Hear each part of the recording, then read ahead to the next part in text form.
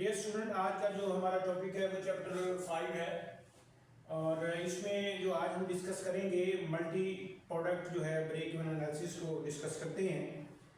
तो इसमें जो है बुक में एक एग्जांपल दी है, उसको चेक करते हैं। तो यहाँ वेटेड एवरेज की बात कर गया है। वेटेड एवरेज में उसने हमें बताया है कि जो वेटेड एवरेज CS रेशो है, total contribution divide by total revenues लेंगे और ब्रेक इवन जो रेवेन्यू हमें तो वो फिक्स कास्ट को डिवाइडेड बाय CS रेशो कर देंगे। तो एग्जांपल की तरफ चलते हैं। Company A produces product X and product Y, fixed overhead cost amounts to $2 lakh every year.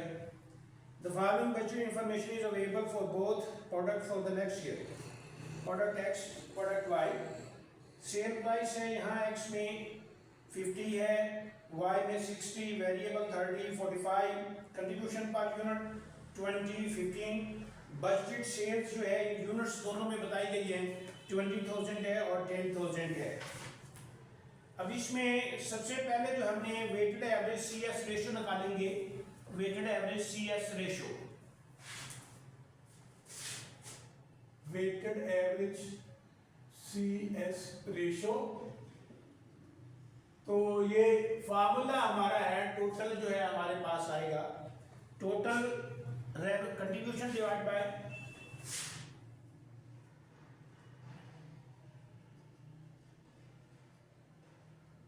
Contribution divided by total revenue. तो यहां इसमें हम देखते हैं कि वेटेड एवरेज की बात कर गया है। तो यहाँ ये देखेंगे जो पहले X की प्रोडक्ट को लेंगे और Y की, तो Y के हम ये देखें कि टोटल के लिए ये 20,000 इसके यूनिट्स हैं और रेट इसका है 20 फेयर प्राइस प्लस। इसी तरह Y के लेंगे तो Y में है 10 और 10,000 है यूनिट्स और रेट इसका है 15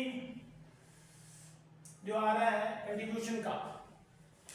क्योंकि कंट्रीब्यूशन में अगर हम देखें तो ये सेल प्राइस X में है 50 है और वेरिएबल 30 है, तो इनका डिफरेंस वो कंट्रीब्यूशन 20 दिया गया, उसी तरह उसका भी 15 निकाल के हमें दिया गया है। अब आ जाए तो टोटल जो है यहाँ हम देंगे टोटल रेवेन्यू। टोटल रेवेन्यू में वही यूनिट्स हमारे सेम आ गए।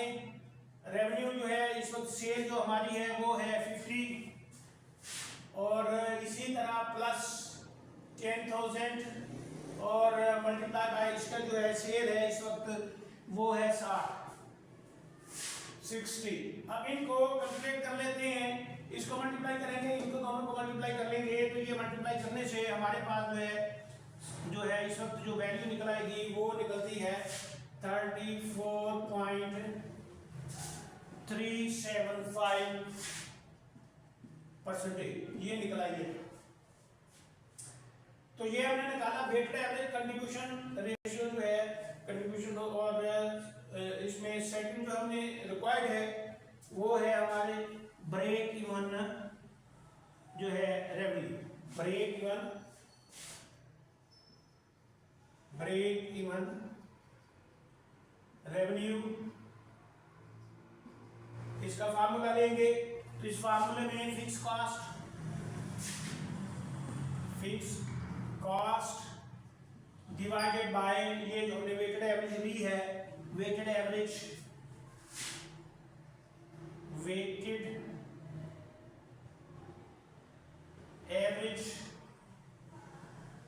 CS ratio. तो यहां अब ये देखें कि फिक्स कॉस्ट जो है हमारी, तो यहां गिवन है वो है 2 लाख। क्वेश्चन में गिवन है 2 लाख है, तो 2 लाख को हम डिवाइड कर देंगे इस पे। इसकी जो है रेशो आई है 34.375%। तो ये हमारे पास जो है इस वक्त जो निकल आएगा 5,81,819। तो ये इसका निकल आया है। इसके साथ ही जो है हम जो तो इसमें हमने ये जो है वेटेड एवरेज निकाला, फिर ब्रेक इवन जो है रेवेन्यू निकाला। अब ब्रेक इवन आगे वो टारगेट की बात कर दिया है कि अगर टारगेट हो हमारा मल्टीपल प्रोडक्ट्स में तो फिर हम उसको कैसे जो है कैलकुलेट करेंगे। तो उसमें हमारे पास है sale revenue to required profit, sales revenue to required profit. इसमें फार्मूला हमारा उसी तरह आ जाएगा, फिक्स जो है हमारी जो है कॉस्ट आ जाएगी और प्लस टारगेट या रिक्वायर्ड। टारगेट है तो टारगेट लिख दें, अगर क्वेश्चन में रिक्वायर्ड है तो रिक्वायर्ड लिख दें, रिक्वायर्ड प्रॉफिट।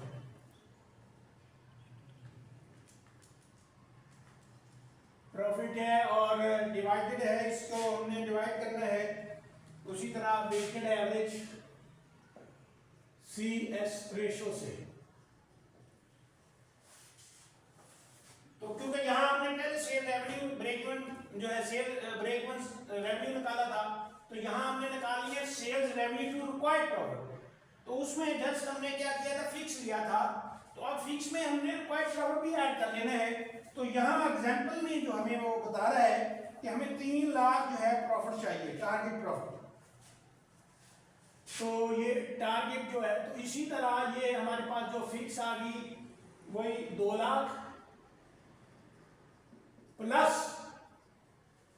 टारगेट प्रॉफिट यहाँ गिवन है कि कंपनी ये जो है वो 3 लाख चाहिए उसको, तो 3 लाख इसमें जमा कर लेंगे। अगर 3 जितना भी कंपनी रहेगी तो टारगेट उतना ही हम उसमें ऐड कर लेंगे, तो वो हमारा सेल रेवेन्यू रिक्वायर्ड प्रॉफिट आ जाएगा। और CS रेशो हमने ऑलरेडी यहाँ निकाली हुई है, ये निकाली है 34.375%। इसकी कैलकुलेशन करेंगे तो ये हमारे पास आ जाएगा डॉलर्स 14,54,545। तो ये नॉर्मली ये था कि हमें जो इसमें इस क्वेश्चन के साथ वही रिक्वायर्ड प्रॉफिट हो तो फिर हमने कैसे कैलकुलेशन करनी है।